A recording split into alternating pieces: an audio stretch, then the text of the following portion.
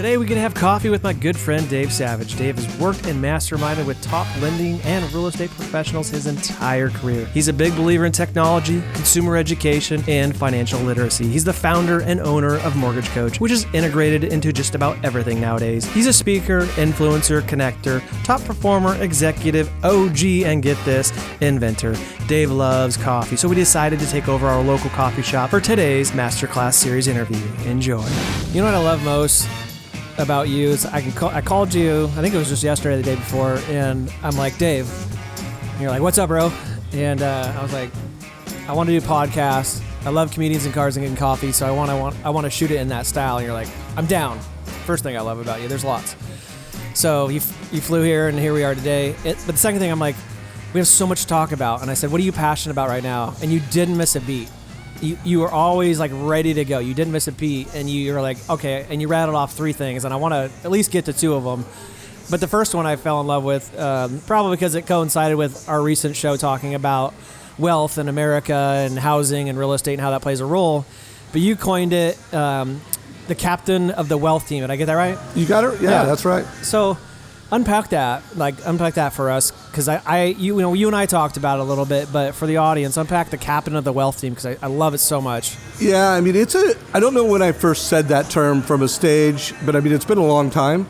I think in today's market, it's just becoming more and more clear, whether you're a real estate agent or whether you're a mortgage professional, that you need to be more than the custodian of the transaction. Right. And so it's something that I've been talking a lot about up from a stage. I've been talking a lot, in interviews.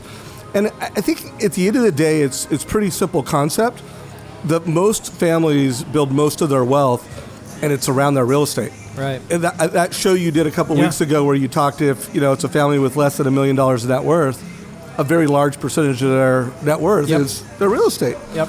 And so the captain of the wealth team defined is really the professionals, local, referral-based professionals that serve that family. And, starts with a realtor, because they help people buy and sell and build wealth with real estate. Yeah. In most cases, it can't happen without a mortgage professional, because most people can't buy the real estate cash free. It's a financial planner, it's a CPA, it's attorney, and it's an insurance professional. And you can make a case that there's other categories, like those are 6 very clear categories, but that's the wealth team. And then how do you be the captain? How do you position yourself with the family so that you're the captain of that wealth team? So you can be a captain of the wealth team if you're a realtor or if you're a loan officer. It's not just one person, right? Can you talk about that? Well, yeah. Well, first of all, it can be anybody, but good point. Let's face it, it's going to be somebody. Right. And that's another thing that led me down this, is I've been building out this courseware on how to go from being a white belt to a black belt as a mortgage professional. And something that became very clear to me when I was kind of coming up with the core concepts of going from white belt to black belt, that first of all, the black belt is someone who teaches people something they hadn't otherwise considered. And then the other thing that would be a key criteria, key concept, is to teach them something they'll never forget. It's like star moment, something they'll never forget. And so I started thinking about it, and I'm like, the mortgage professional's in a really good position because they have both the asset and the liability side of things. So if they could systematically and consistently have the best financial advice experience that a family had ever gotten, they could become the captain of the wealth team.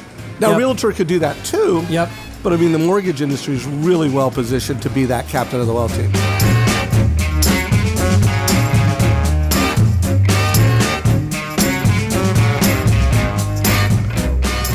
Couple of places I want to land and slow it down a little bit. So what was interesting to me when I was doing the research for what you're saying, like the captain of the wealth team, you mentioned most Americans kind of fall in that 1 million net worth or less, right? And the majority of that net worth, what I caught was wrapped up into a primary residence. Most people understood that when I did the show as wrapped up in real estate, plural. No, the stat was actually primary residence, which I think is interesting. Right. It's not real estate, commercial, residential, rentals. The stat was most Americans' wealth is wrapped up into their one house. So think about that, captain of the wealth team, Mr. Realtor, loan officer. You most likely are helping them, finance or purchase the single most valuable asset that they'll have. Right. That's pretty crazy. We should have slowed it down on the show then, but it's their primary residence, not an entire, real estate portfolio. So I thought that was interesting. But I love your analogy about the black and the black belt and white belt, and I want to go back to that a little bit and dig in more. The analogy I love because I was in martial arts, jiu-jitsu, earned my brown belt. I think you didn't you do martial arts back in the day? I was a wrestler in high school, That's right. and I've done some jiu-jitsu, I've done some martial arts. I've not been a brown belt, but that's pretty cool that you are. Yeah, I mean, a lifetime ago, so it doesn't really help me now. Yeah, but you don't forget that stuff. You don't forget Right. the fact that you had to build skills and capabilities, and then you had to get reps Exactly. and time.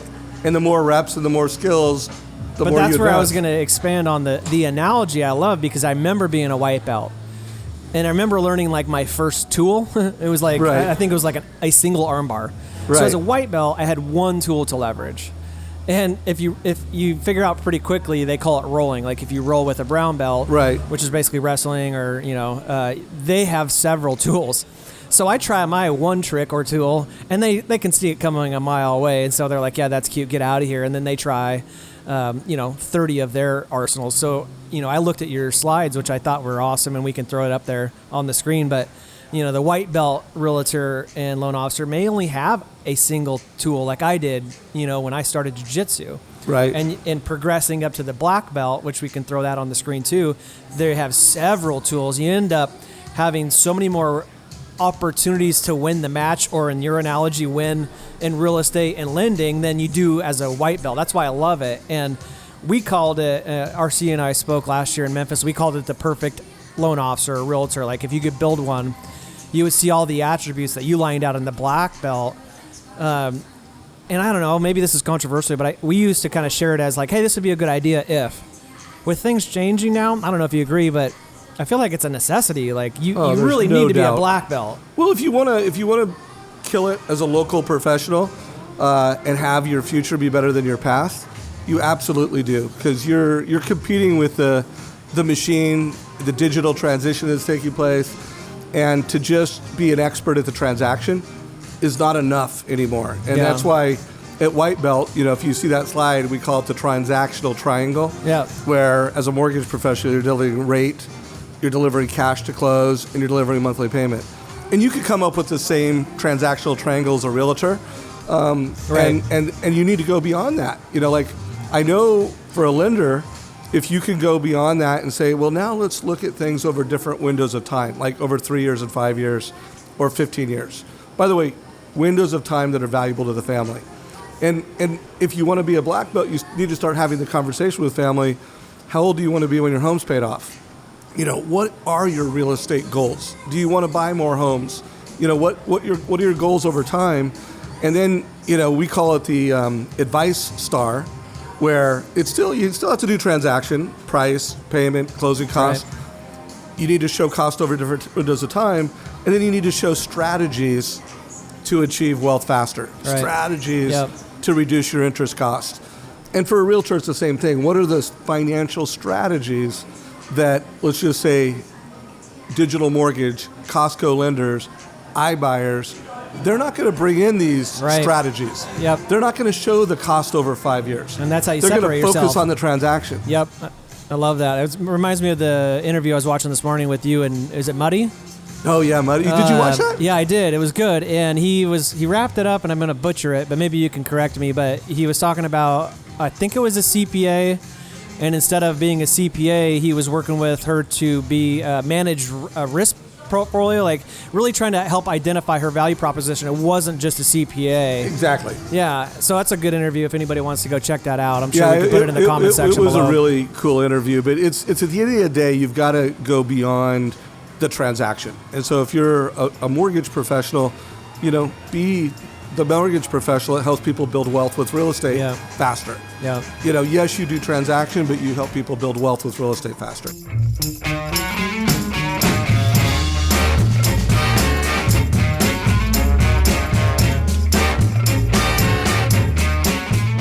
Well, and you said in that interview, and I 100% agree, that you think that's the single most valuable tool and ability to be able to define your value. Right. I 100% agree. And if you struggle with that, it's okay. I mean, a lot of people do. Don't land there. Don't stay there. Work to define and redefine your value proposition. You mentioned like you need to be able to articulate that. It is Absolutely the most important skill set. I don't know if I'm paraphrasing, but in my opinion right now as a realtor, any entrepreneur really, you got to be able to articulate your value proposition. I'm scared for some of our friends that they don't know how to do that. Again, it's not the end of the story. That just means you need to work a little bit harder to really go out and articulate it. Business is going to keep getting harder because the transaction, and you've done so many shows on this, where it's going to continue to be easier and faster to do a transaction. Whatever can be automated will be automated. And so the mortgage professional, what can't be automated is, first of all, your humanity, your personal connection with people, the questions, how much you care, and then how much value you give over time. Because that's where I really think there's a lot of tangible value. Is if everybody is focusing on the transaction, at least the automators and the disruptors, and you focus on, hey, how do I help this family over 5 years? Right. 7 years. What am I going to help you do over 30 years? Yeah. Most loan officers are just saying like, hey, what am I going to help you do this month? Right. Over the next 30 days, not 30 years. And by the way, that reminds me of this interview I did with Ryan Grant recently. And him and I did an interview on where we defined what is the difference between a white belt and a black belt as a mortgage professional. He's a black belt. He's a third-degree black belt, by the way. Nice. In the real world, not the mortgage coach world. Yeah. So he was a perfect guy, and he's a monster producer. He does 150 million in production. Jeez. And we really talked about that. And part of his scripting in that call was about, when I meet with a family, I'm talking about a 30-year plan. I'm not talking about a mortgage. Yeah. It was just so powerful. Yeah, I love that. It's a huge takeaway for today. If you're a loan officer, even more so if you lead loan officers or realtors, Dave and I can't answer what that looks like for everybody across the nation, but the important thing is let's spend some time with our teams really defining what we believe a black belt looks like. We'll throw up the slide that'll help you give you the blueprint that Dave came up with which I agree with. It might look a little bit different for realtors. But, really go in there. Let's define what a black belt in real estate and lending looks like, and then let's go work to fill in the gaps if there are gaps that are there. Oh, there are. And here's the deal, guys. You need to come up with your definition because everybody's in a different market. Yep. You're a different person. While you and I both believe in video. Yes. And I think that is part of it. You may make the choice that I'm not going to do video, but I'm going to be a master at something else. Yep. And that's okay. And then I think you need to come up with, now, how do I tell my personal story around that? Because there's only one you, and everybody has a personal story where you can have this black belt, but you can tell it in your personal way based on your personal market. Yep. So you literally are a one-of-a-kind story. Yes, love that. Yeah. Well, I love it, man. Thanks for the time. I know you flew up here. You got other things to do. I'm hoping that I can go have a steak with you later. We're having a steak together later. Good, perfect. All right, let's do it. So I appreciate what you do for the industry, man. Your interviews that you've done over the years, and it's been well over a decade that you've provided value, are like masterful, man. You're amazing at what you do. You speak with all the top performers in the nation. I think you're one of the guys that have the most well-rounded perspective in the business, and I'm happy and honored to share this podcast with you, bud. Hey, it's cool that we did it. I love the format, doing it in a coffee shop, and honored to be part of your community, brother. Yeah, if you guys have any questions for Dave, put them in the chat log below. I'm sure he'll be nice enough to answer them. See you guys next week.